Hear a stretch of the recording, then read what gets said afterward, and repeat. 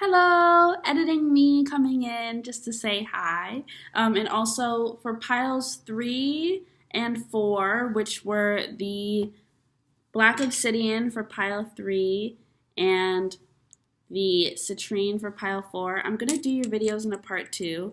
So right now it's just going to be the angelite and the amethyst because I got really tired and I couldn't record anymore. So I am going to do your videos in a part two. So go ahead and exit out if you didn't resonate with pile 1 or pile 2 because your reading will not be up yet.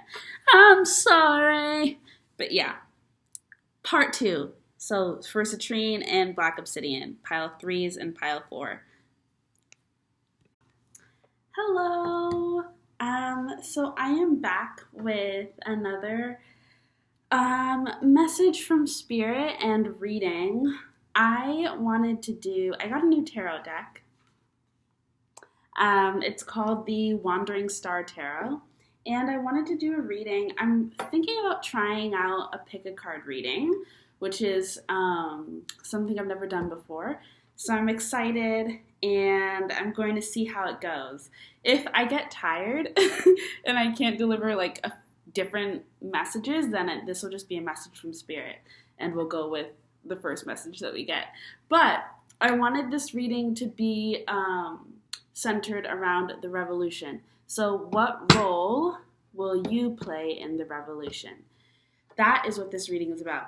When I say the revolution, I'm talking about many different things, and I am counting on Spirit and my theory that with pick a card readings and with tarot readers, that though these readings are general, they are actually very specific messages, interpreted to each individual who picks that card, especially if they're in alignment with that reading. And we all are processing the information differently, but we register it as the same, in comments and things like that. And a tarot reader is not fully able to even comprehend how many different messages they're giving all at once. That's why tarot reading is a gift. And of course, everybody can do it, but there's people who are extremely gifted at it. And that's my little understanding of tarot reading. The more I read and the more that I listen to readings, especially pick a cards and just general readings on YouTube, I feel like we all get our own individual messages, but we perceive it as a collective message. And I just think that that's magic. That's literally just happening all the time, but it's so concealed that we don't recognize it as such. But so anyways, I am the revolution. When I say that, it is whatever you imagine, though I will say that it is within the realms for me. When I'm talking about it, I am talking about moving into the next phase for Earth beings and for the universe as we ascend and are going through this current period of Earth, especially in collaboration with death and darkness. There is a revolution in terms of a lot of people are waking up and beginning to step into their power, beginning to realize that they do have control over their lives in a way that is not just, surface level control, but is deep and spiritual. And spiritual is whatever, spirituality means to you. But it is about the empowerment of the masses. And we all have a role to play, especially those of us who have incarnated on Earth during this time period. We all are here for a reason. Everybody has a purpose. It doesn't need to be this huge, lofty idea, but we all have a role to play. And if you're down for the revolution, then you have a role to play in this revolution. And I'm very excited to try and deliver some messages and kind of get us,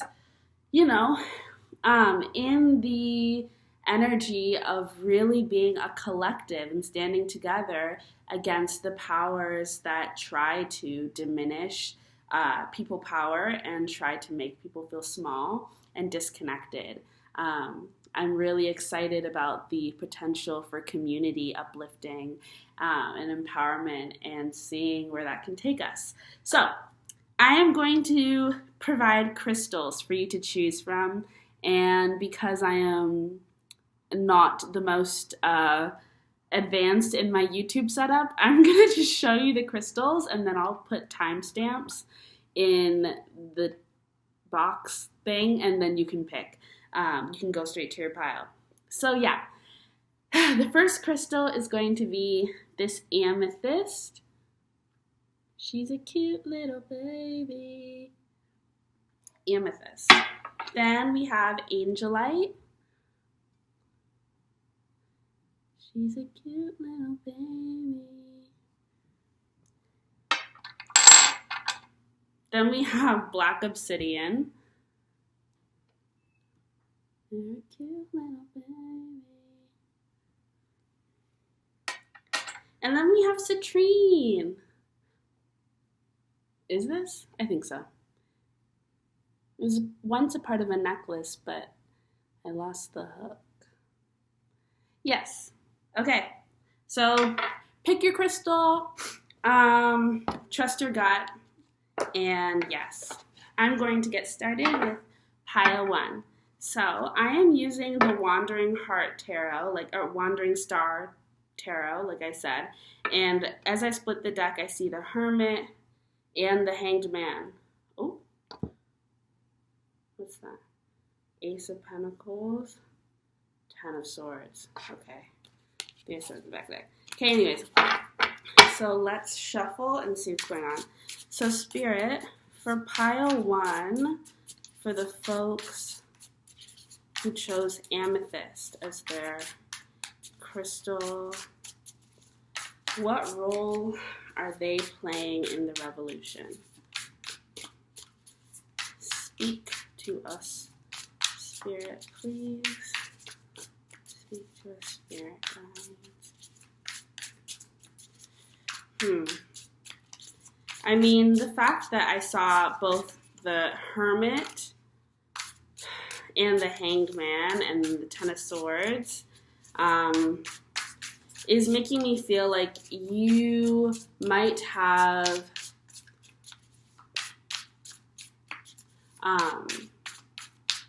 your calling might be around healing and around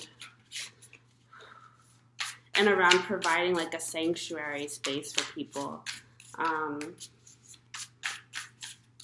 There's going to be people who are kind of just waiting to see what happens, waiting as they heal, preparing, and I feel like you might have a role in that, especially with how long this is taking. Mother Star. Oh, okay, well, thanks, Spirit. Oh, wow. Okay. So I just said that because I got yes coming out. So for me, I'm going to take that as confirmation, but I'm also looking at all of these cards. What else is going on, Spirit? What role are these people there? We got 10 of Swords coming out again. Closure. Just 2 more. I really do love this stuff. It's such beautiful artwork. Oh, thanks, Spirit. Okay. Okay, so at the back of the deck, we have the Ace of Cups. You got the Mother Star, which also says yes. Queen of Cups. 4 of Wands.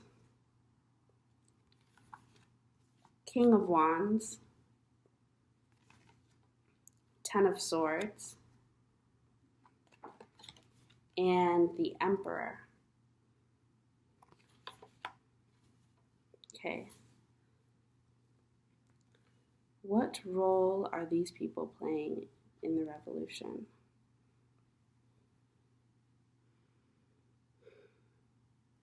Yeah, well, obviously, I feel like you are going to be in a position of power, a position of leadership. I think it's interesting here because I was going to say with the first three cards that came out, I was saying that I felt like there was it was leaning more towards on the divine feminine energy. And as I was talking about like creating a space for healing, especially in that waiting period for the folks who are not, on the battlegrounds per se and are not actively doing work that is perceived as, fighting, and is more in that space of waiting it out. I felt like there was also going to be an element of healing to that and creating a space, a sanctuary, that maintained, I don't know, like peace and like community with each other. Because the thing about revolutions is like morale is incredibly important. And making sure that people feel seen and feel heard, everybody, despite what role they're playing, is really important. And I think that having the Queen of Cups here, the Four of Wands, and the Emperor and the King of Wands is making me feel like you are going to be somebody that is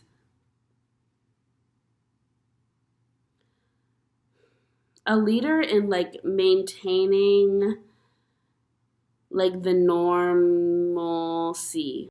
Hello. Okay, so pile one. I shuffled your cards and I pulled them, and then I was trying to pull together what I was feeling, and I needed to stop and look at your cards for a minute, like without everything going on. And I think that that matches the energy of what I was feeling as I was initially trying to understand what Spirit was trying to tell me. There is this waiting to your energy in terms of the revolution and the role that you play. There is this waiting it out and this sense of peace and this need to,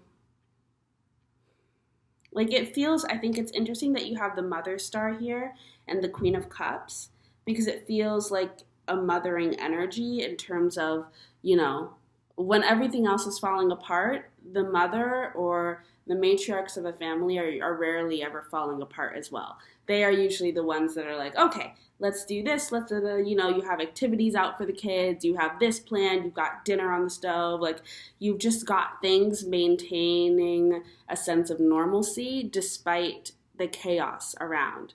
And an important part about revolutions is maintaining the energy of love and joy and peace while you're in the middle of the battle, right? Because we can't just constantly be go, go, go, strategy, fighting, battling, working on all of these things. We also need to have people and spaces that are dedicated to rest and dedicated to loving each other and being in communion with each other, and grieving and healing. I feel like the people who chose amethyst are going to be the people in the revolution who are creating like sanctuary spaces. They're going to be the people who are trying to keep things normal, honestly, are trying to keep things normal while it feels like we're in an apocalypse. And I mean, we kind of are in an apocalypse. So these people are really important. And I think that's why you also have the Emperor here. Because despite what you might feel, your position is one that is like you're doing God's work.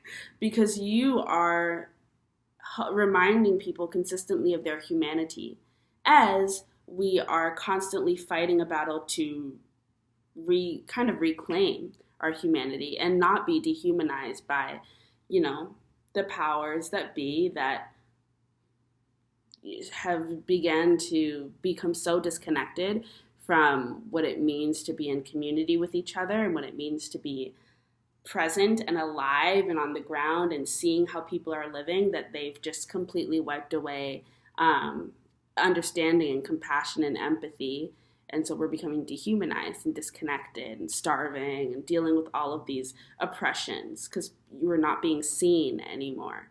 So in the midst of all of that, it's very important that people have a healing space, a healing energy to go to, an energy to go to where it's like a sense of calm within the storm. It's that person that you can go to and you don't feel like you're in the middle of a war. You don't feel like you're in the middle of, chaos and you're drowning. You feel normal in whatever that means. I think that's why you have the Four of Wands here, because the Four of Wands, on the card it says creativity, union, and freedom. And when I think of the Four of Wands, I also think of like divine unions and weddings and festivals, celebrations, things that are joyful, things that cause people to come together, and not for, for strategic planning and all of these things that are heavy and difficult to talk about, but for things that are joyful and exciting, and for things that motivate people to keep going, to keep living, Fighting a revolution, one of the things that I believe is going to keep people going is not, the cause, because you can get tired, you can get exhausted. What keeps people going is access to pleasure. It's access to love. It's access to joy and community and peace.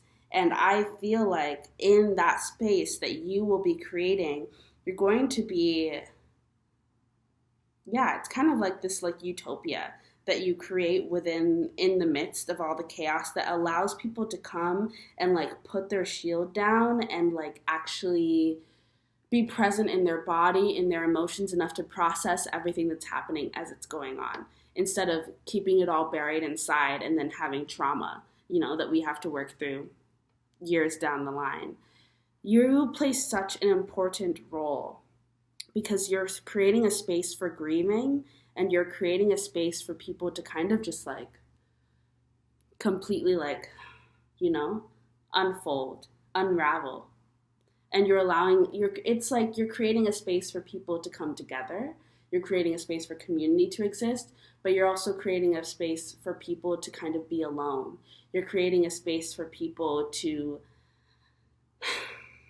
like rest and not feel guilty, to indulge in themselves and take care of themselves and not feel guilty. And in fact, you're really encouraging of people to nurture themselves during this time, to feed themselves and feed their souls with love and joy and peace during this time. And you do it with a sense, and it's like you add a sense of authority to these things that we diminish and we see as minuscule and unimportant. And what's so incredible about your role is that you're kind of like revolutionizing like rest and rejuvenation and peace, and like saying yes to yourself, like putting down the battle, the battle gear, putting down the sword, stopping the fighting, and going off and taking a break, like it's like, I feel like you are, those people who when somebody's running a marathon, like they like run, they throw water on them and like cool them down. Like it's giving me energy of like somebody who's coming in and like a saving grace, and it's like a nice womb. I feel like the energy that you have and the role that you're playing is kind of like being like a womb for people. A place that is just so comforting and so healing and so revitalizing. And there's no expectations, there's no pressure, there's no stress. People just get to like breathe out and fully like sink into their bodies and fully be present with themselves and allow themselves to feel everything they're feeling so that they can heal, so that they can be rejuvenated, so that they can go on, so that they can continue on. Because we cannot have a revolution and, I don't want to say fight a war, but we can't have a revolution full of people that are burnt out. It just doesn't work that way. We need to take care of ourselves. And I feel like the people who chose amethyst, pile 1, you are the people who take care of other people. And you're just the people who encourage that. You're like, we're not sacrificing our humanity, and we're not sacrificing love and joy and pleasure and rest, which is that divine feminine energy that I was feeling. We're not sacrificing that in order to, fight and fight and fight and fight on. Being productive is not more important than taking care of ourselves. And you know what? That is one of the most, that's why you have the Emperor here.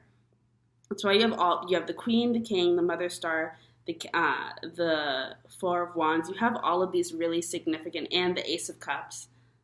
Yeah, because you are kind of the heart of the revolution, right? Because one of the main pillars that I consider the revolution to be based around for me is this idea that we do not need to constantly be working, constantly be doing, constantly be expanding and creating. We need to rest. We need to take a break. We need to take care of ourselves. We need to have space for love. We need to have space for joy and pleasure. That should actually be like an actual space that we have in our lives, that the governments and the things that and the systems that are meant to support us actually create that for us, create those spaces for us, because it's integral to our survival and to our maintaining our humanity in a healthy way.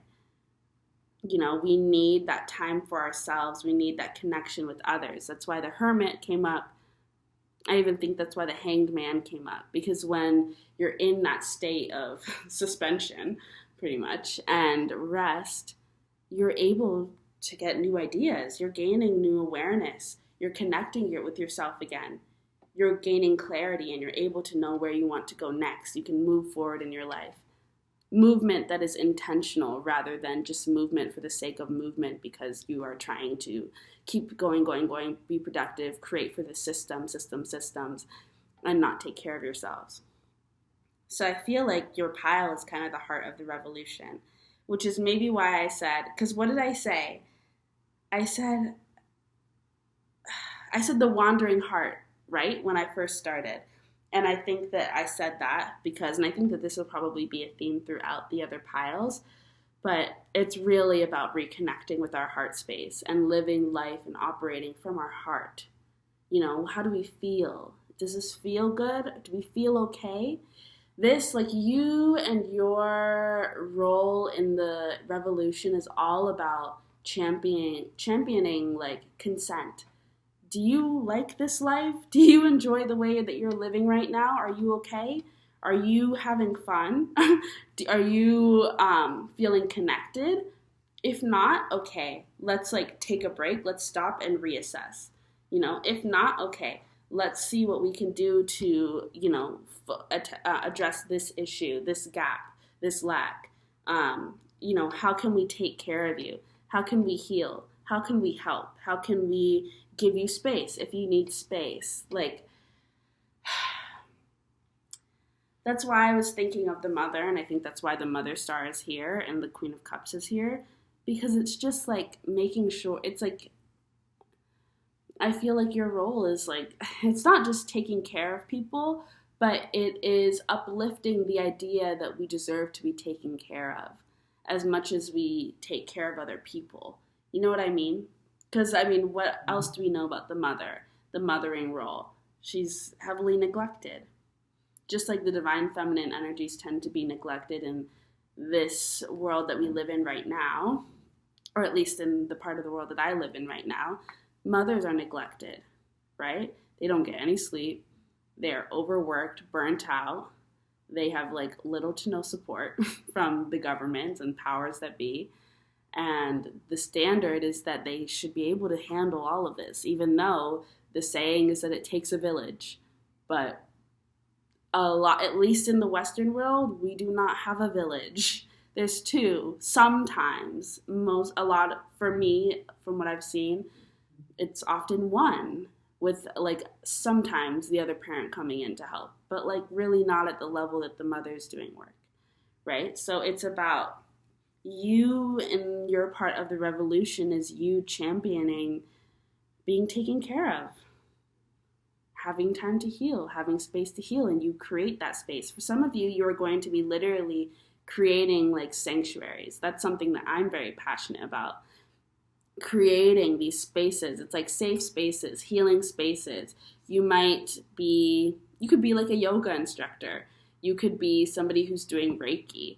You could be somebody who's doing tarot, creating a space where somebody can go take a break and listen to fun, exciting readings about whatever. You could be, honestly, you could be a nanny. You could be a babysitter. You could be a doula. I'm just thinking of different roles of people who often take care of others, but also are explaining the importance of needing to be taken care of as well. I really do think of doulas in this, and especially with the Ace of Cups at the back. The Ace of Cups, as much as it can be about love with others and union with others, I also see it as like a self-love type of thing, because this is your own cup. If you're going to be able to fill other people's cups, you need to fill your own first, right? You need to be whole. And just because we are fighting a revolution doesn't mean that we need to be traumatized and broken and falling apart and fully laying everything on the line for this. That's not how it's supposed to work. That's not how it has to work. That has been the standard for revolutions thus far, because we live in a world that is very, extreme and very sacrificial of people's humanity in order to progress. There always has to be this huge sacrifice, and it's usually our mental health, our emotional, spiritual health, and then even our physical health. And we just give and give and give to access freedom and to regain control over our humanity and understandings of how we should operate in this world and how we communicate with each other and commune with each other. But it doesn't have to be that way. And your role is not only creating these spaces energetically and physically on earth, but like rewiring the way that we understand how we fight, how we battle, how we have revolutions, right? Because we are not just sending people out onto the battlefield to die. Like, I don't think that this is going to be a revolution that is purely physical and that it's just going to be, death and death and death. I think that this is going to be an energetic, a spiritual revolution, a revolution of communities coming together, a revolution of people becoming connected again, speaking to each other again, helping each other again, servicing each other again. It's a revolution of getting away from the lonely individual to the empowered individual who is also connected to others. So I feel like one of your role it's fundamental in restructuring the way that we understand what a revolution can look like, and especially putting in healing into the revolution, right? Because it's not just fighting in the context of violence and the context of self-sacrifice and martyrship. It is fighting for your humanity, fighting for the right to heal, fighting for the right to have access to spaces of sanctuary. Yeah. I feel like the people who are in this pile, I think, are going to be kind of like the leaders of this revolution, because just with the emperor here, it's just giving me a level of authority that's like, I feel like a lot of these people are going to be decision makers. Ooh. Okay, I was just splitting the deck to see if there's any other messages right behind that. So balance. Yeah, balance is going to be important. And that's another thing. Like another role, a huge role of that is super important in revolutions are the people who like calm people's anxieties. Because I'm seeing the Eight of Swords here. It's scary being in the times that we're in, and the fear mongering is intense, and the media does not help. Everything is destruction and chaos, and the world is ending, and people are starving, and and it's like a lot of these things are happening, but the constant like overindulging of all of this negativity and all of this fear and death and destruction and death in a toxic context, is really debilitating for our mental health, for our emotional health, and it really is a huge factor in contributing to the loss of hope and making people feel like there is literally no point. Because when it's like balancing the scales, that's what part of what you do with creating these spaces of peace and joy and love and union, community, and space for yourself, healing, creating these spaces, you're balancing the scales.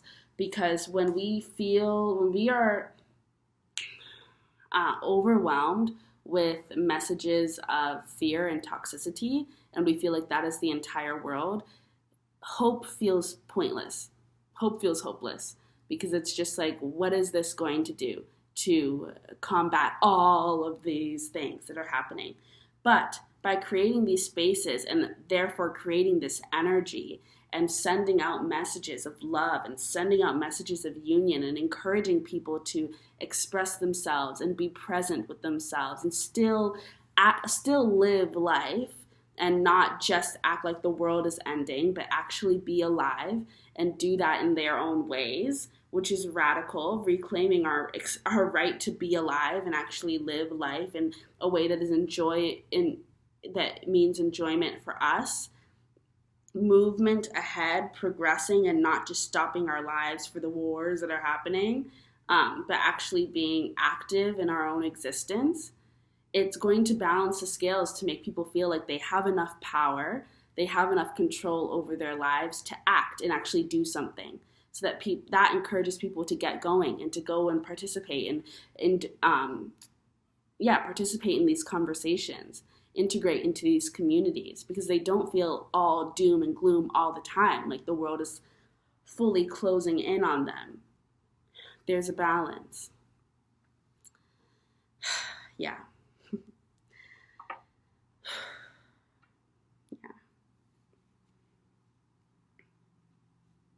Yeah, I just keep thinking like you are like the joy, and you're bringing the joy into people's lives, the joy and the peace. Yeah, oops, 7 of Swords.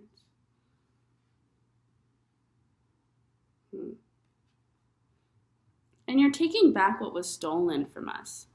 Because a lot of your role is also, you're not just servicing people as we're in the midst of the chaos and in the midst of the revolution, but you're also helping people reclaim what was lost in the period before we really began, our uprising, and whatever that looks like for you and whatever that looks like for all of us. I think we're kind of at the beginning of like getting really into the thick of it. And so you're not only servicing us once we're really in the midst of it, but I think that your work is probably starting now. You probably already do it. If you make people laugh, like comedians I'm thinking of like the teachers who let the kids like sit in their classroom during lunchtime and like talk to them and have jokes with them. People who just bring love into people's lives and joy into people's lives, without any like type of expectation. They just do it. You're just taking care of people in a way that doesn't feel smothering and belittling, but rather just like, oh, you deserve to be taken care of. I just saw 2222, which makes me think of union, right? And partnership again. And I keep saying that. And with the 4 of Wands being here, it's just encouraging community by being in community with each other, not ignoring each other. This is not an individual experience. We're all going through this together. We're all connected. In the beginning of this video, I spoke about how I believe that tarot readings, and that's why I think that tarot readings are magic, and especially pick cards are one of the more obvious forms of magic that we have access to like all the time, because it is an individual experience listening to your individual pile, and I do believe that your messages are catered to your specific experience, but it is a general reading. Like, there's hundreds of thousands of people watching the same reading, or thousands, hundreds, millions. There's, a lot of people watching the same reading. So it's a community experience, but yet within that, it's an individual experience. And I'm not just talking about that, metaphorically. I do mean that literally. I do believe that it's your own individual message, but then it's also this big communal message that we receive at the same time. It's just the universe doing magic. And we process it as like just this one message. But I think it's a lot more complex than that. And that's why it's very exhausting to give tarot readings. And that's why it's kind of like, your mind's just all over the place. But it's such a gift. And tarot readers are such a gift. And that's why you really should thank your tarot reader. If you watch tarot readings, like I love watching tarot readings, and thank your tarot reader if you also enjoy them. But yeah, anyways, all of that to say that your role that you're playing in the revolution to me is bringing love and light and joy. I was kind of sticking away from saying light because I'm really trying to change the energy that we have around darkness, but in the stereotypical understanding that we have of light compared to darkness, you feel like the bright sunshine. You feel like the light in people's lives. You feel like what allows people to keep going because they actually do feel alive. And so life is actually worth living for and fighting for and reclaiming because they understand what it means and how valuable and how precious it is because they get to experience it in the spaces that you create. And that is such an incredible gift. So you're amazing. Yeah. A lot of mothering energy, but also I feel the divine masculine coming in with that like sense of authority and adding that weight to what you're doing so that it cannot be diminished. It should not be diminished. So you're really balancing out the divine feminine and the masculine with giving it that same importance that we give to work and to battling and to fighting and to creating and all that. So thank you so much. I think I'm going to, should I stop there or should I maybe pull an oracle card? Maybe I'll pull an oracle card.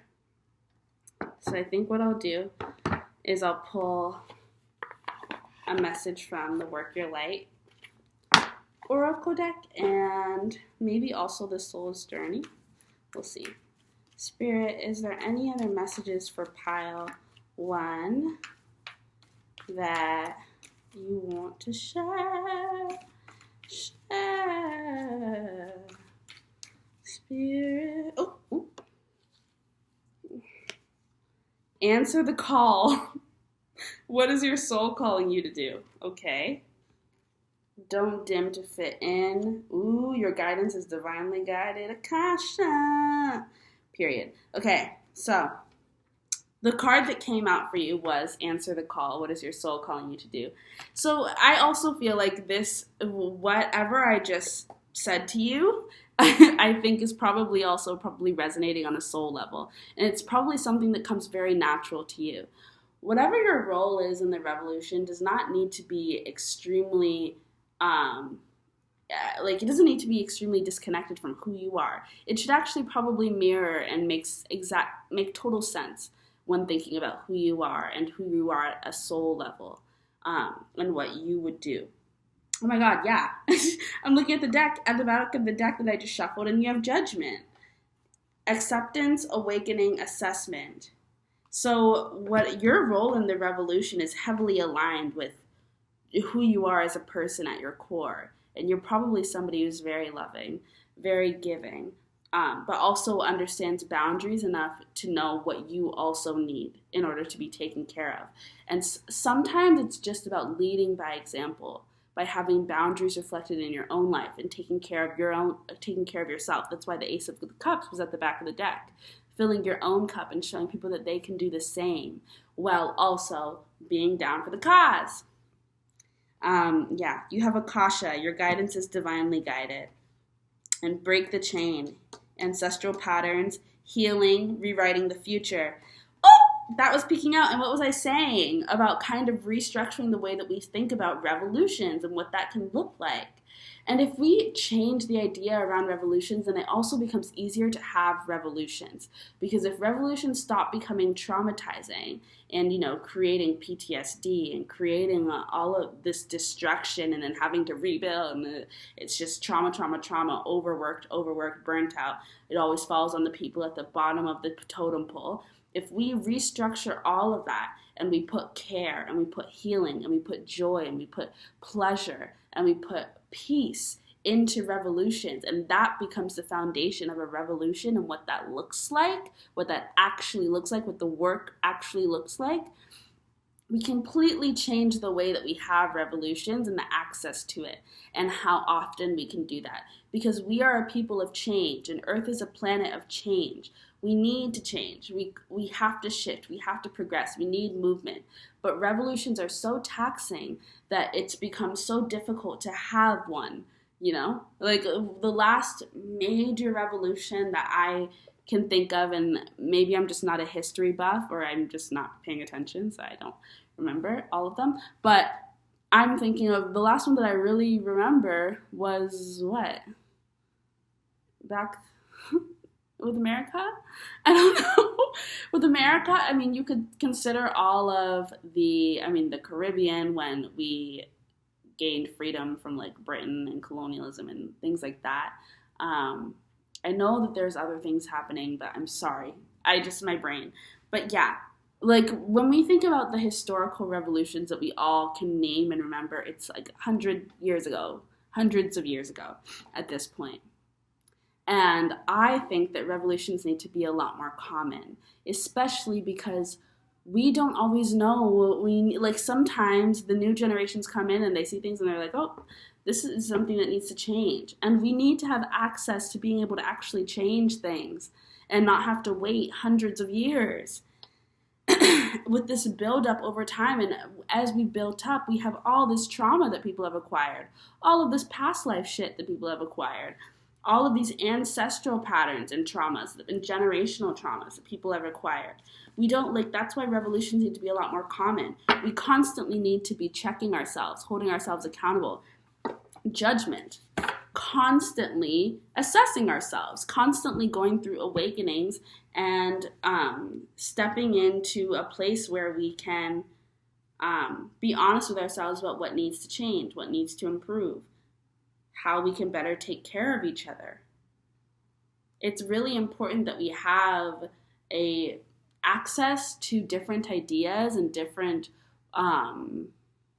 experiences of life, and we're able to listen to those ideas and communicate with each other and be able to shift and grow and expand our way of living to match what is needed at that time. And it shouldn't be something that's built up over hundreds of years of nobody listening, and then finally we all are so exhausted that revolution is key to survival at this point. It should be something that we're doing because we understand that we need to evolve in that way. And if it's not something that is so consuming, then I think it'll be a lot easier. And that's where the divine feminine comes in. Because rest is a whole revolution.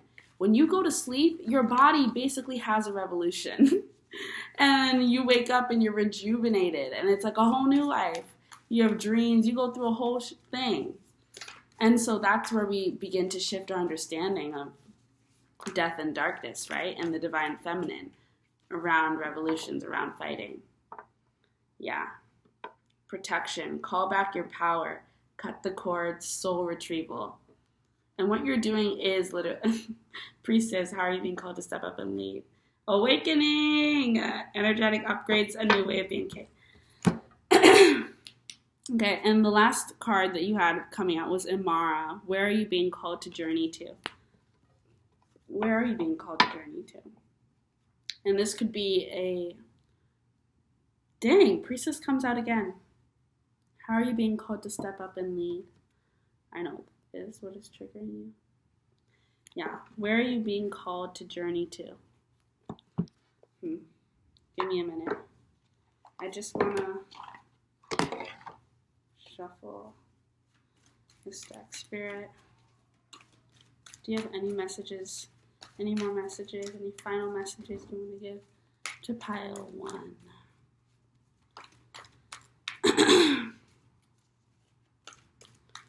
Pile 1, any messages?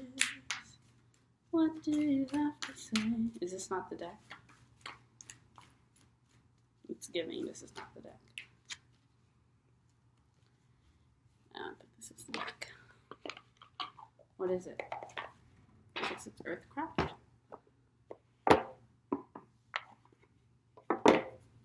Okay.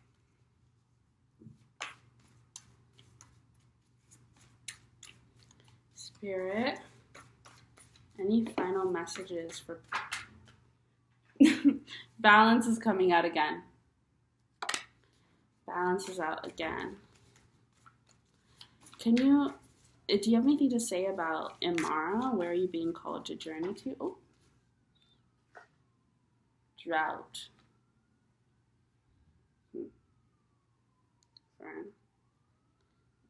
Oh my God, what was I saying? Didn't I say that the space that you're creating feels like a womb? I did say that.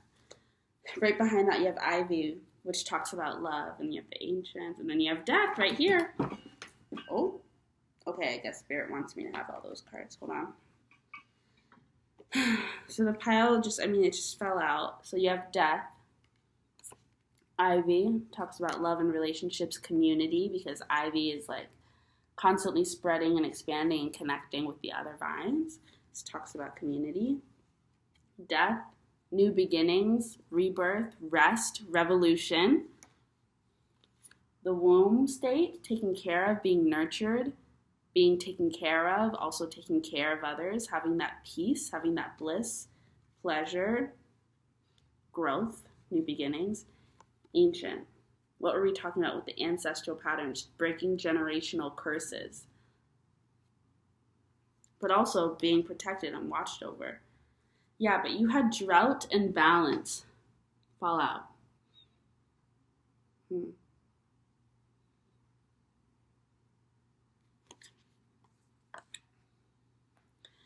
Well, honestly, when I think of that, because drought, it talks about being prepared for a long journey ahead that might be lacking in all of the resources that we think that we need to survive.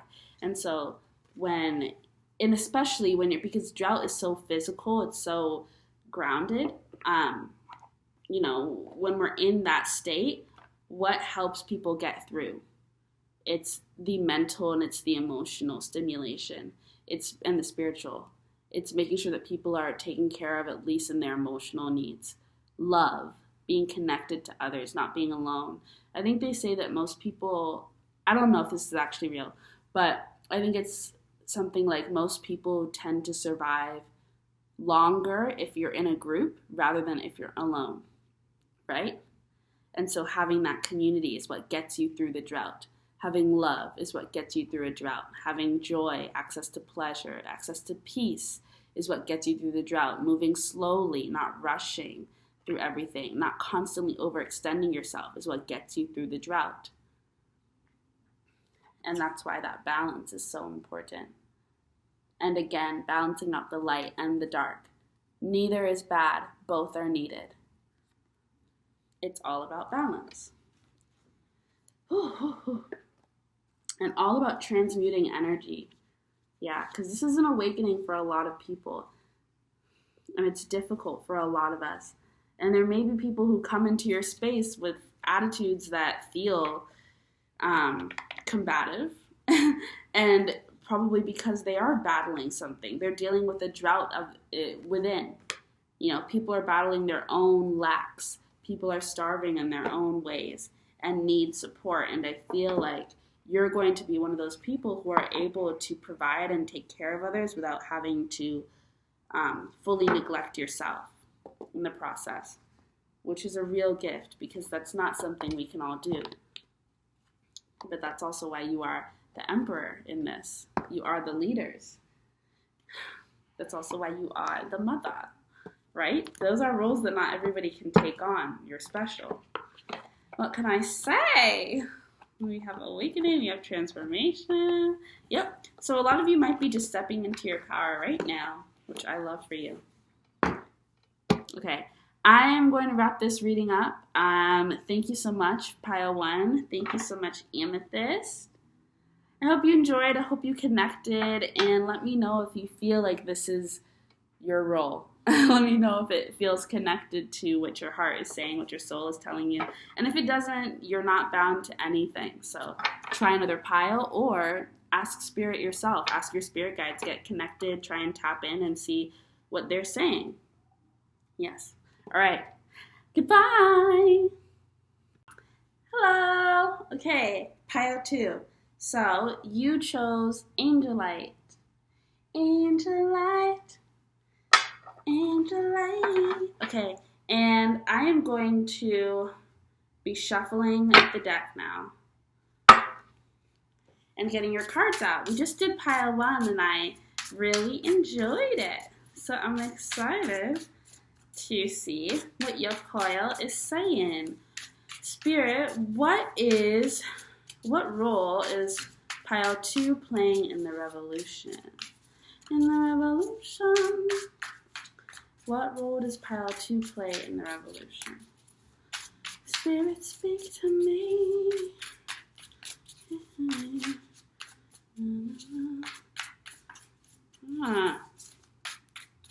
These cards shuffle so nicely that I feel like it's also cool.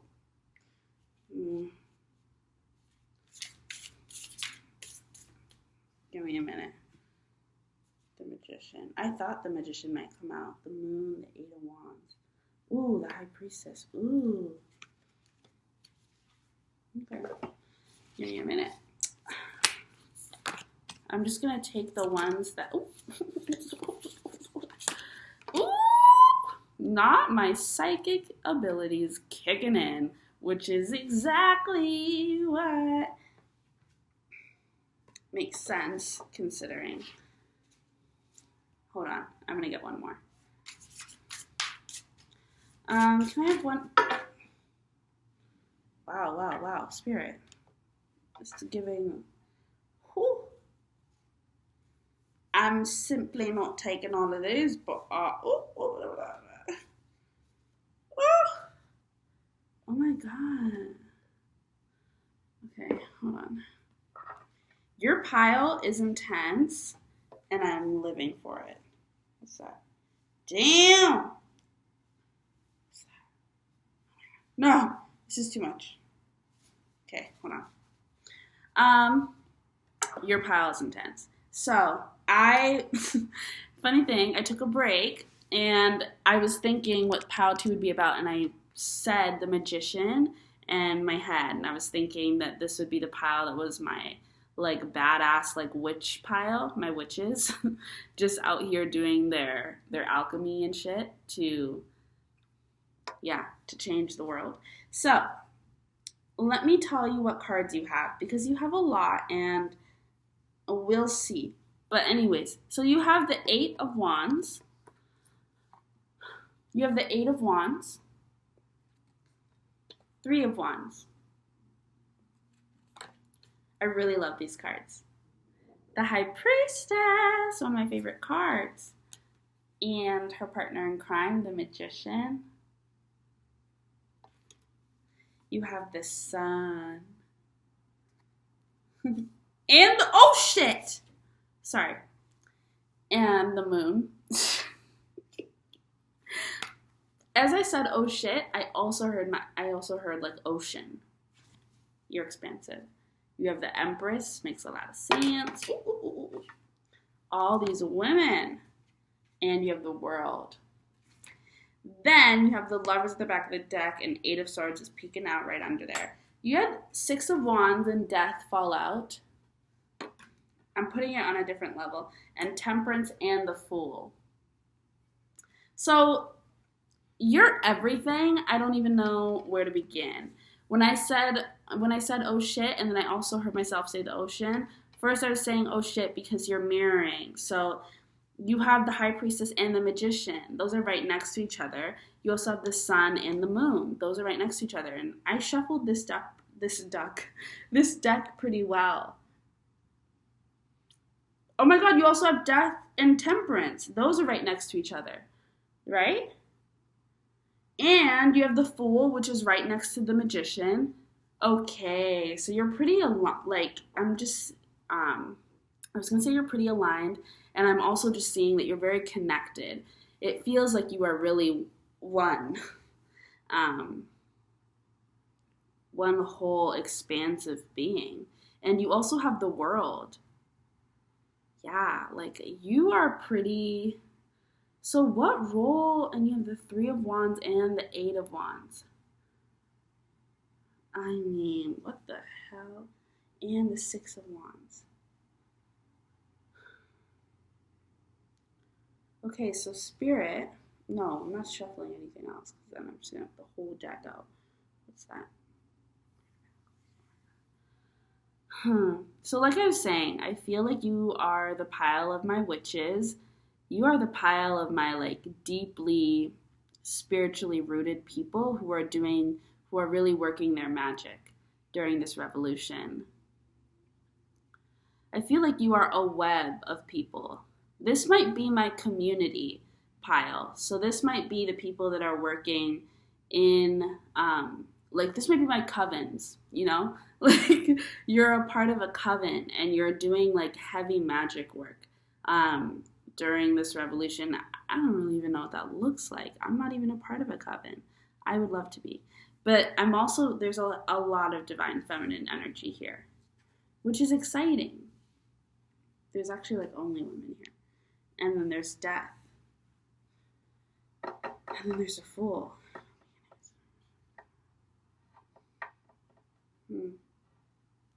I need to take a moment to fully understand what's going on. So give me a second.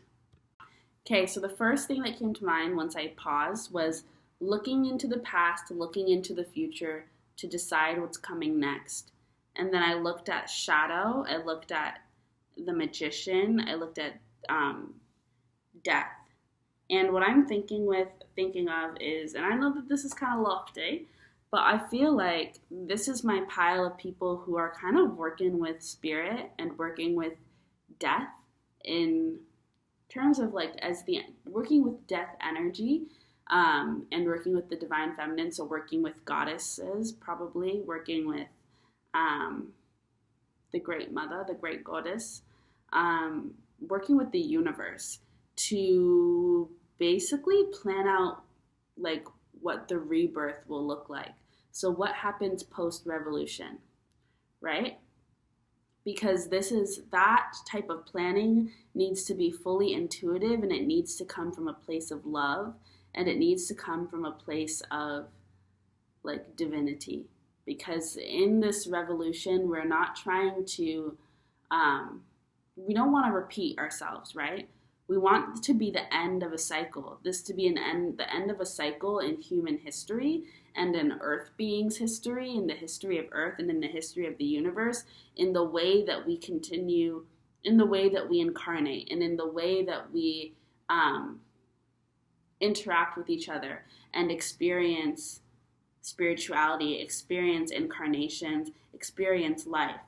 And so I feel like this is why it's all of my witches and my really heavily, deeply psychic, heavily intuitive, like, this is like my powerful girls, and all of them, powerful people who are working to kind of like chart out the next phase, right? Like the next phase, not only for humanity, but for Earth, working with the Earth, working with the universe to fully plan out what will life and death and all things, what will incarnation look like after this revolution. And it's like, I feel like y'all are not doing the small, like, because I feel like with revolutions, when I'm saying what role are you playing in the revolution, I'm thinking of many different revolutions that are happening right now. And I think that many people are going to be a part of different ones. Maybe many people will be involved in a few different ones. Your revolution is not, it is like the big one. It's not really limited to Earth. It's really a revolution for the universe, which I'm like, I'm like, go to watch my other videos, because I am talking about, I've been experiencing and feeling like and getting messages from spirit around death and darkness a lot, right? And around this idea that the universe and spirit is tired, and we are all tired, and there's a lot of energy, and we need to embrace death because it's inevitable, and we need to change our energy around it, and we need to explore what life can look like within the death state, rather than consistently expanding, reincarnating, rebirth, without fully settling into and allowing ourselves to experience death as its own life, if that makes sense. And so I feel like a big shift that the universe is taking as a whole is, what does it look like to stop? Like to stop expanding, to stop creating, and to experience a death as a universe, not as like, for like spirit. What does it mean to die like as spirit? You know what I mean? So not just on our earth, but for everything. What does that look like? Because immortality is not, I just don't believe in immortality in the sense that you just never experience death at that final level, that human beings experience it, that animals and creatures and every, things that are alive experience it, that spirit doesn't experience that. I don't believe that. I think that it's just hasn't happened yet. And I think that it's coming up because there is so much energy, and we are so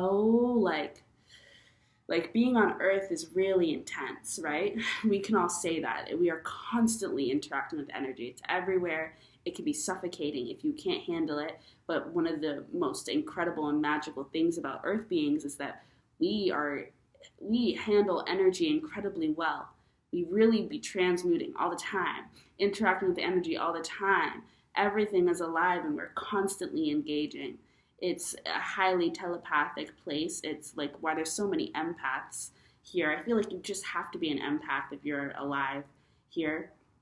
And it's just an intense place. But I feel like as above, so below, right? So I think that this intensity that we're experiencing, and therefore the revolutions that are happening, and as people are waking up and they're like, oh my God, this is a lot, then the same thing is happening up there. And I feel like spirit is pushing us into this place and into these thought patterns, because spirit's also thinking about what death looks like, right? And what it looks like to come to an end. Because we all understand that things go on. So, death is just a new beginning. Death is its own experience. Death is not just,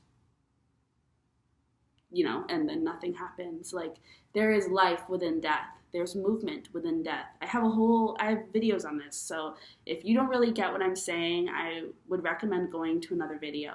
If you do pick up on what I'm saying, then what I am feeling for your pile is that the revolution that you are a part of is this revolution to understand more about death and understanding more about what life will look like within that state.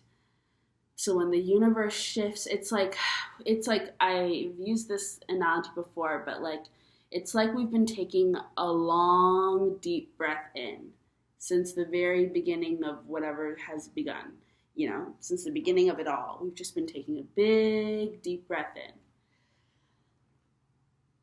Right? And at some point, we have to stop and breathe out and then breathe in again, right? But we've only learned to breathe in. And so the idea of stopping is terrifying, because it's like, what happens when there's no more air coming in? And then the idea of breathing out, what happens when we lose all of our air? Right? And then the idea of breathing in again. We haven't gotten to that phase yet, I don't think that we've gotten to that phase yet as the universe, as an experience. But I think the reason why Earth is so important right now, and Earth beings are so important, is because we do understand that process quite well. And I think that other life beings also understand that, of course. But I think because of the way that we also experience death so intimately on this planet and traumatizingly on this planet, we understand the importance of there needing to be a change in the amount of importance we put on life and expansion. And there is a real need to consider what the other side looks like. And it's just like the way that the great goddess has been completely erased, or divine feminine energy has been completely erased from the idea of creation in so many of our stories, right? It's just God, and it's always he, him, and it's always this very masculine understanding, which is expanding and manifest destiny and colonialism and all of these things constantly unraveling and continuing to grow and continuing to create and continuing to think of new ideas, continuing to manifest, blah, blah, blah, blah. Like, there's no stopping, you know? But there is the potential for something else to exist, for a different way to be living. And I feel like that is what the universe is yearning for right now. And I feel like that's what spirit is yearning for right now. I mean, so many of us are so tired.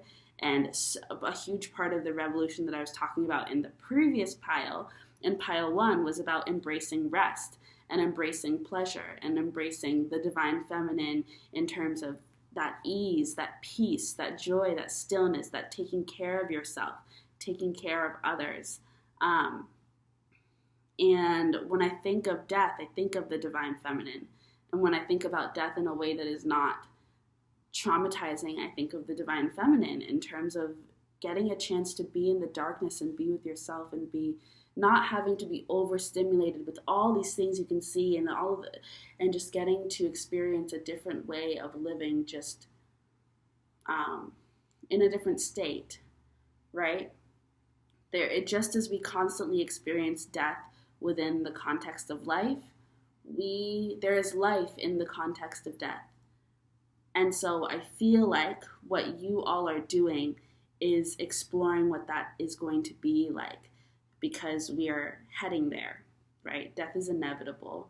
So it just doesn't make sense that if we are all reflections of spirit and we are all one with spirit and we all experience death, it doesn't really make sense to me that spirit would never die, right? It just seems like something that's going to happen. But it might not happen in the way that we understand it because we know so little about death and we know so little about that energy. But what we do know is that we have ancestors that communicate with us all the time, but they've died, they've passed on, right? I was in Tulum and there was a snail on my balcony and it was curling up into into a swirl, you know, that sacred geometry, the swirl snail thing. But it had died and it was still continuing to move and shift and change. So there's life within death, there's movement within death. It looks different, but it's still there. And I think we're getting to a point where, and it's the same thing with Earth. Right now, what's happening? Earth is going through a death cycle. Earth is not we can't turn around the ship of climate change. It's happening. So we're going through a death cycle right now with Earth, right? And we can all feel it very heavily. The collective feels it. We've all been feeling it for a really long time. So we're all very tired and we're all grasping onto spirituality at this point because we're realizing that being so grounded in the physical without having any connection to any other part of us, something deeper, something beyond just flesh and bone, is not enough, right? We need to expand in that way, create room for ourselves in that way. And within the death state, within darkness, it is kind of endless, isn't it? It feels kind of infinite. In darkness, you can create anything, you can imagine anything. It is whatever you want it to be, and yet it's nothing at all. It's, you're really dreaming, you're really imagining, you're in the shadow in a way that is empowering.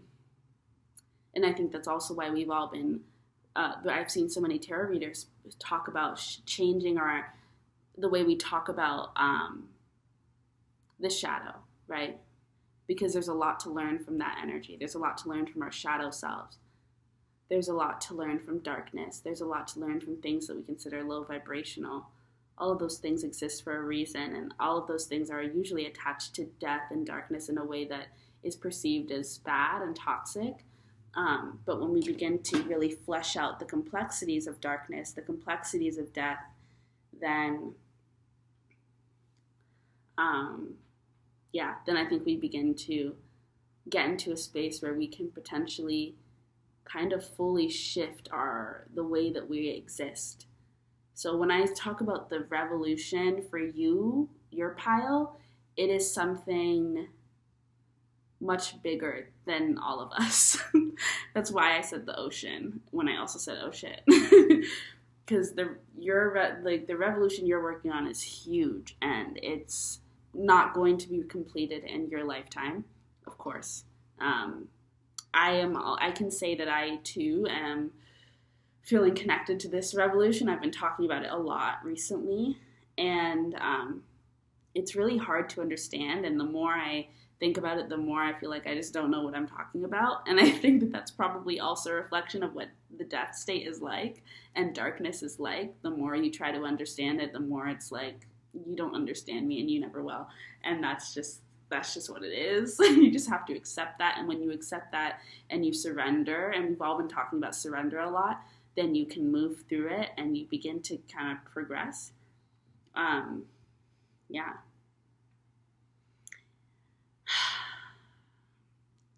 You're in a really interesting space. When I'm thinking about the role that you're playing, you're all going to be doing something really different.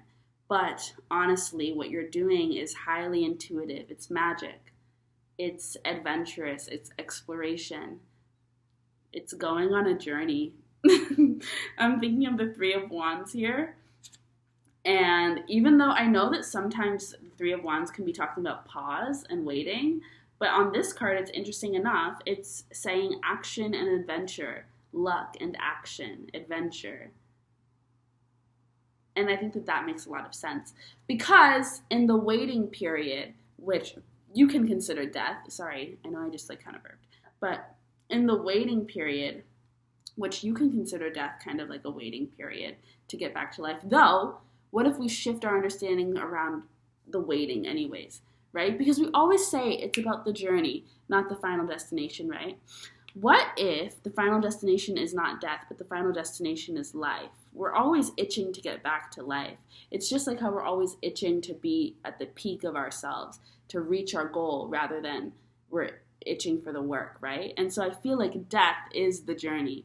Death is the work. Death is the waiting. But that is the juice of life. That's the fruit of life. That's like the womb. That's like, that's what the Divine Feminine is talking about. That's the pleasure. That's the joy.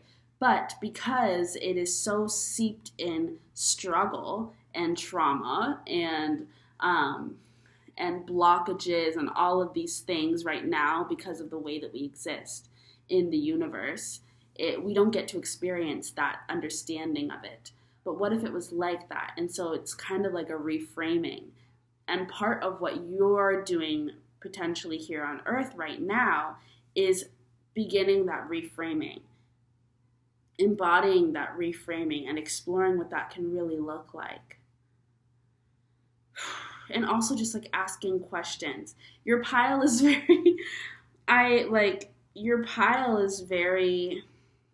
there's just a lot going on. You know how I'm just kind of talking and rambling and I'm not really answering the question? Because I don't know if we can answer the question. I think that your part in this revolution is just okay, let's start living in it. Let's just kind of jump into it. Let's start experiencing it. Let's start talking about it. Let's start going into it and exploring. And that's why I feel like the people who are in this pile are heavily magical and heavily powerful. And whether you believe it or not, I think that if you're here and you're listening to this pile in the reading, then you're on some shit. You know what you've got some badass witch energy. It's just giving me, that's why I was feeling the energy of an entire coven or in a community, because it feels very rich, very deep, very powerful and strong. And it feels as big as you are in your light, you are as big in your shadow. And so I feel like the people who are in this pile also have an understanding of death and darkness that is intimate and that leaves room for us to expand upon it. It's not limited. You're very open-minded and you're open to asking questions and exploring things that might feel scary or taboo for right now. But you're out here doing really important work.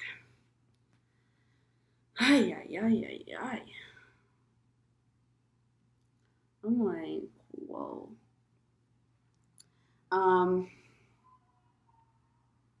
What else can I say, Spirit?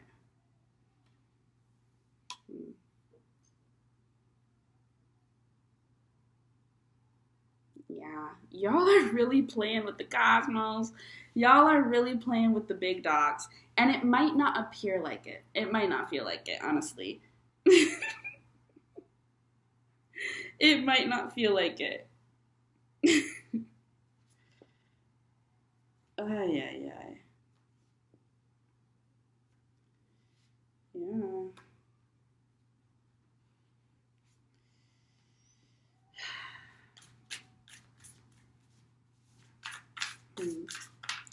I feel like this is my pile of people who really need to listen to their hearts. Ooh, damn, why did that turn around? 10 of Wands. Burden demands overload. Can I just say that that's how I feel like the universe is feeling, and I feel like that's how spirit feels? Why is there so much emphasis right now for a lot of us to be connecting with our inner child, for a lot of us to be playing and to be joyful? There's so much emphasis on us resting, on us surrendering and putting down the weight, putting down the baggage. Spirit's tired. If you think you're tired, we are reflections of spirit. Spirit's tired. There's a need for balance. It's heavily unbalanced right now.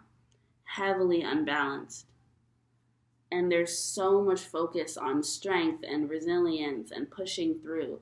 But all of that is just leading us to quicker burnout. And it's just like, so that's why it's like, at the end of the day, this is where we're heading, right? Like, it's inevitable. And we all know that. You have a certain awareness and a certain knowledge as a human being and having experienced what it's like to be on earth and be surrounded by this energy and be surrounded by death in a way that can be traumatizing. You understand that it's a lot and it's too much. And there's a need for a shift. And just as we have this one understanding of the world and the way that things work, there is the potential for a new understanding. And if there's potential for it, that means it exists, because everything is just a manifestation of our thoughts and our ideas. So if there is the idea that spirit is tired and spirit needs a break and spirit would like to breathe out, would like to pause and breathe out and potentially experience that death state, it's probably real, you know? And who's to say that this is the first time? It could be this could be something that's happened before. I don't know. I'm picking it up as the first time because of what I know right now or what I'm thinking right now. But this could be something this is just a cycle, right? So this could have happened before. But the point is that I think it's happening again, if anything. It's either happening for the first time or it's happening again or whatever. But I feel like your pile is the pile to really begin the exploration of what that might look like. And through embodying it, what does the death state look like? What does darkness look like? And the reason why Six of Pentacles is out here, I think, with balance and Six of Wands, and you've got, where are the Lovers? Oh, well, I got rid of them. Oops. But the Lovers were there, which is six. Oh, and there's Six of Cups. Okay. I was looking for another six. Well, I was thinking about balance. Because when unbalanced, death is what we experience here on earth. Death can be destruction. Death can be debilitating. Death can be stillness, endings, and no new beginning. You know, but when balanced, it's death and life. Life within death. What does that look like? We can experience that now, here on earth. We can begin to understand that balance and ease that thought process for the rest of humanity, the rest of earth beings. Because I don't believe that, in spirit's death state, that we are just, everything just disappears. I don't think so. I just think that it's very different from what we understand. Or perhaps it's not that different. Maybe it's exactly the same, but a little bit, just a few things that are different. I don't know. I really don't know. But the point is that we need to begin to experience it and ask questions. And I feel like the reason why there's the high priestess, the magician, the moon, the sun, the empress, the world, Spirit is asking us to really explore it.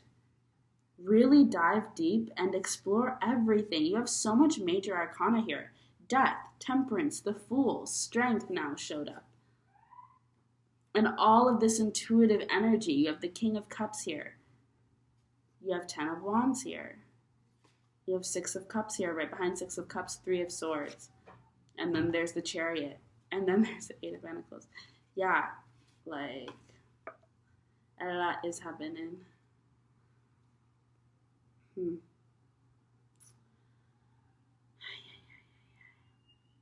I don't even know what to tell you guys. It's a pile.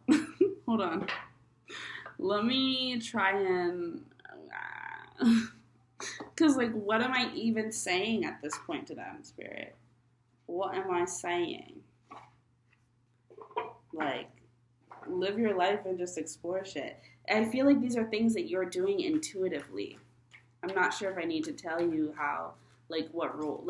The role you're playing is, I'm telling you, you're working with the cosmos. You're working with Spirit, the universe, to figure out what's going on next. On a big, big level. I don't know if I can give you specifics. You have patterns coming through. Ooh. What I felt there was, not only are you so I'm thinking of a map, so drawing out the map, creating the patterns, the new grid, the new coding for this next experience, for Spirit's next incarnation. Ooh, okay. It's giving I was gonna do a reading called I was gonna do a reading called What Was Spirit Like as a Child, but then I was also gonna do a reading of Spirit's parents, or something like that. It feels like you might be it feels like the spirit guides of Spirit. You know what I mean? Pre-new incarnation. So I wonder if, just as there are spirit guides for when we come into life, when we're born and experiencing incarnation, I wonder if there are spirit guides for our death life, our death state as well, right? Because that's a new experience for us. I don't know. Our soul, I guess, already knows all of that. So, but who's to say that we are not living an entirely different experience when we die, and then it's the time after the death that is the time when we go back into life. And they're both different existences. You know what I mean? So who's to say? And maybe we're doing something completely different in the death state. Maybe it's just healing. Maybe it's just going over things. Maybe it's just as we get to keep our memories, and we get to work through trauma, and we get to make more decisions, and it's more spiritual. It's more in tune with the universe. So it's different from life in that way, or at least life on earth in that way. But who's to say it's not a similar experience in terms of we have guides for that, right? And maybe we're not incarnating in a body. Maybe at that point it's really just our soul, but we're still being guided. And I think that it feels like y'all are the spirit guides for Spirit in a way where you are just offering ideas and offering I don't know, different ways that the death state can be. It's using your imagination. It's peak creativity. It's what do we want this death state to be like? What do we want this new incarnation, not just for earth and earth beings and souls, but new incarnation for the universe, for spirit. What do we want it to be like? It's like a conversation. It's just an exploration. What do we want to keep and what do we not want to keep? And I've been having this conversation on my channel about energy and about karma and past life karma and trauma, I guess. And about the idea that energy can't die, because, like I said, I like to keep a very open mind. So while I can believe that energy can't die, I also can believe that energy can die, because, like I said before, I believe that things are just, every idea that I understand is like a solid foundational idea about not just what it means to be alive, but just existence in general. Like just being as like a soul, like the idea that energy can't die. Those are just ideas that we've all really cemented as like, fact. But even the idea of a fact is just an idea. It's just something that's been manifested and has been given a lot of weight. And so it's become a pillar. But all of those things can be destroyed if we choose to have a different idea, if we choose to see things differently. What are the patterns that we want to take into the death state and that we want to leave behind? With this 10 of Wands, with the overburden, the overload, the demands, maybe it's talking about the idea that maybe energy can die because we are in the death state, right? So we don't need to be overwhelmed with all of this stuff. We don't have to carry all of these things. That's not something that we have to do. That was something that was a part of life as we knew it, but we have the right to change and we have the right to experience something different now. I feel like what you're doing in this lifetime as your role in the revolution is exploring you're just supposed to explore possibilities of all these different ideas. You're supposed to be fluid. You have water coming out, and you have generosity coming out with Oshun. I feel like you're supposed to explore abundance in terms of creativity, in terms of thought processes, in terms of what can be, exploring the potential of everything and seeing what do we want? What do you want, Spirit? AKA, what do we want? Right? Because we're all one, if that's what it is. And it's also expanding the idea that Spirit is not just up there all alone, not doing shit. Not doing shit. The Spirit's not just up there all alone, just being the sole decision maker. I think it's a community. I think we're all out here participating. There are some people who we see in this world as like being very close to Spirit, like that Hierophant energy. Like I look at Jessica Alexandra Bahati Life on YouTube. I love her content. I love her channel and I love her readings. And I think that she's pretty close to Spirit. Or I perceive her as being close to Spirit in her own way. It's like, that's like the level of witchy heritage that I'm talking about. And you don't need to be like Jess, It can be in your own way. You cannot have known you were a witch or not even feel like you're spiritual or magical in any type of way and still be who I'm talking about. But y'all are like the sages. You're out here asking questions. You're the fool. You're out here. Oh my goodness. Oh my God, we have the tower. Okay. Give me a minute. All these just like flew out. Two of Swords. I saw that when I was doing the thing earlier. Yes. 2. Repeating numbers. I feel like this is my divine pile. I'm telling y'all. It's giving divine. It's giving gods. Goddesses. It's just giving it's giving gifted. Whew. Sorrow, leaving, loss. That came out with the Page. Money, talent, skills, and the Tower. Release, destruction, enlightenment. Release, destruction, enlightenment, enlightenment, destruction, enlightenment, release. I'm telling y'all, this pile is doing a lot.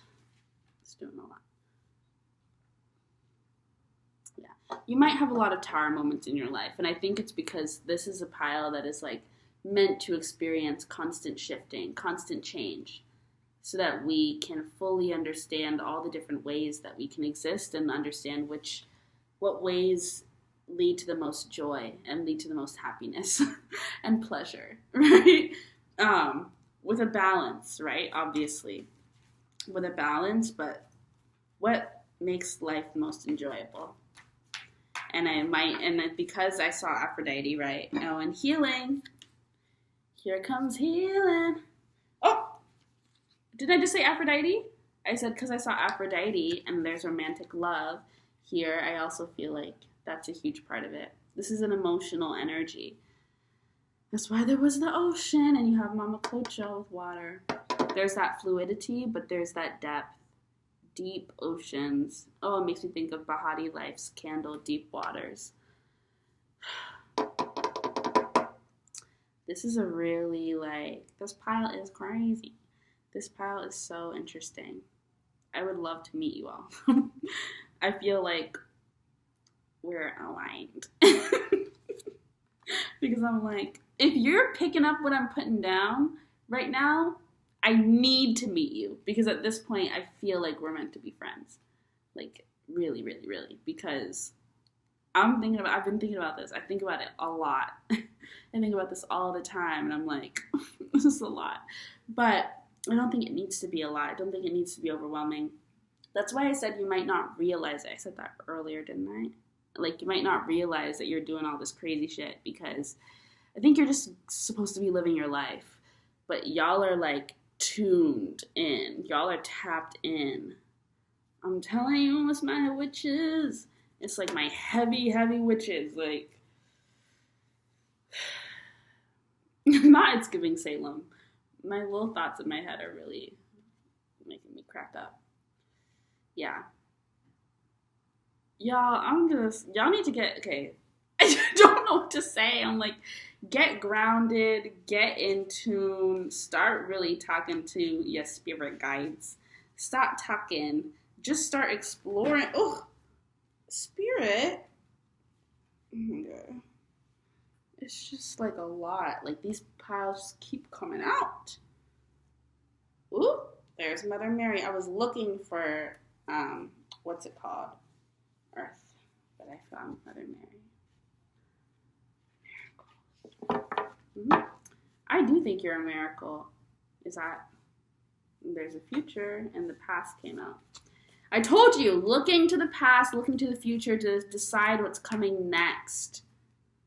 Y'all are out here doing the assessments for spirit. You're really out here helping. Yeah, there's a need to laugh, right? There's a need to be very humorous. There's a need to be joyful. You're supposed to experience like abundance and joy in this lifetime. You're supposed to experience love in this lifetime along with all those tower moments you're supposed to experience, the victories, new adventures, healing. You just keep having confirmation, affirmations, and you have assurance, forgiveness, healing, yeah. You're supposed to really just understand humanity at like a bare bones level to understand what we need. It's a very vulnerable experience being a human being. And I think that's why you're here on Earth in this incarnation right now at this time, to get this knowledge and get this awareness. You know, we talk down on the Earth experience, on the Earth being experience, and on human beings, but it takes a lot of guts. It takes a lot of bravery to be human. It's not easy. It takes a lot of bravery to be an Earth being. It's not easy. It's not easy at all. So, yeah. And I feel like Spirit gets it. And Spirit is like, I think that's the reason why Earth is going through so much right now. Because it's like, I do feel like we are like the little babies. I don't know if we're the youngest of all the aliens. I don't know. I really don't know. But, you know, we take on a lot. We take on a lot of energy. in a way that I'm not quite sure. I don't know, but I'm not quite sure other incarnating beings do on other planets and realms and shit like that. So I think that there's something very special about this experience. There's a level of empathy and community understanding and taking care of, nurturing, kind of what I was talking about in Pile 1, that comes with this experience. And it's knowledge that we really want to take into our understandings of the death state. When I think of Earth, I do think of like death energy, right? And you come from the soil, you return to the soil. Think of Earth, I think of soil. Earth, I think of the womb. The womb, I think of life and death, creation. And it's a really, really interesting and beautiful planet and a very beautiful experience. It's can be heartbreaking, can be devastating, can be a tower moment all the time. But you experience so much healing here. You get so much understanding and compassion and empathy here, community here. You can get a lot of trauma here because, like I said, we're dealing with a lot. The energy is a lot. But y'all are my knowledge seekers. What you're doing in this lifetime is important in terms of giving Spirit the knowledge that Spirit needs to make the next, make a next move. Understand what we want death to be like, because the next, like I said, death is inevitable right now, as I can understand. We don't want life to be forever. We do not want immortality. I don't think we do. I think that we've tried it out, and now we're trying out the idea that death is inevitable for Spirit as well as it is for us. We've all experienced that death is inevitable because we are not immortal. We're not gods. We're not goddesses in those ways. You know what I mean? So we all understand that, understanding that immortality does not belong to us. But I think that Spirit's like, I don't know if I want immortality to belong to me either. And like I said, everything is an idea. So the idea that Spirit is immortal was an idea. And now it's like, oh, I don't know if I want that anymore. That's how I'm really looking at it. That's really how I'm looking at it. It's the same way that, human beings right now, some of us are on the quest to live forever and to not age and to access that immortality. Because everything is really just an idea. I mean, people are being frozen and then wanting to wake up, 100,000 years later and still be alive and still be immortal. Exploring that idea of immortality. It's not really just for Spirit. Everything is, everything can be. Everything can happen. Everything can. But I think Spirit is like, I would like to try out this death thing. That's honestly how I feel. And I don't think it's going to be as bad or as scary as one might think upon first hearing the idea that God is going to die or that the universe is going to die. It's just going to be a different experience. We don't really know what the death state is like because we're kept so in the dark about it. And even that is an idea, that we can't have our memories, that we can't know what death is like, that we can't consciously go into death. Why not? I see this fluidity here with the water, with oceans, and I'm thinking that maybe that's what we want right now. We want to be in the flow. We want to be in awareness. Because maybe that makes it easier, because ignorance is not bliss. Ignorance is not bliss. When it is not fair to have to carry past life trauma and have to carry the trauma of your ancestors, but not know where that comes from. What the hell? But it's supposed to heal that. No, ignorance is not bliss. So there is this consciousness, and I feel like that is what you are all exploring. This awareness, this higher level of understanding. We're not closing our eyes and going in blindfold. We're going to be actively a part of it. It's like taking off the illusion. It's like that 8 of Swords. If it's reversed, like that liberation through death, but death in a way that is alive. Everything's just molding together. We're really becoming one, and I think it's going to be cool. So yeah, I don't know what else to say. Like I'm just giving you all these ideas and hoping that you understand what I'm saying, and if you're connecting at all, then maybe you'll find a way for this to merge into whatever you're talking about in your own life, because I think that you're all on your own path and doing the work just by existing. So I don't know if there's really much I need to tell you other than you're on an adventure in this lifetime, and thank you for doing the work that you're doing. I'm right there by your side. I'm trying to explore this as well and understand what's going on as well. I think it's really cool, and I'm actually very excited as much as I can be scared about it. And I am scared. I am intimidated by it. I am confused by it. But I'm also very excited. There's a lot of secrets, aren't there? But Aphrodite came out twice now. Twice or 3 times? 3 times. Love. Love is the answer. Do we want love to be at the heart of the death state experience? Do we? I think it should be. I absolutely think it should be. And love will create that awareness. I was watching, what's it called? There's the 8 of Swords. There's strength. There's a tower. I was watching the Adam Project, and love is what maintained the memories. Spoiler. But after they solved the problem and they got their memories erased and went back to their own timelines, love for each other and for this experience and whatever was what allowed them to remember small things enough to create that connection and to create a better world. It was very sweet, but I think love at the heart of the death experience is what allows for that consciousness and that awareness. Because when you're conscious from your heart, everything else, what matters will be maintained. Ooh, what matters will be maintained. Yeah, I do really believe that, though. Yeah, and that's why we can't block off our emotions. That's why you're supposed to experience it all. The grieving, the loss, the sorrow, the devastation, the joy, the pleasure, the anxiety, the depression, the exhilarating, adventurous, explosive emotions, all of it. Heart space activated. New patterns, drawing new patterns. New patterns. Maybe you're meant to work with your ancestors heavily because they understand the death state. They're up there. I was thinking about ancestors being a really important part of our life experience while here on Earth.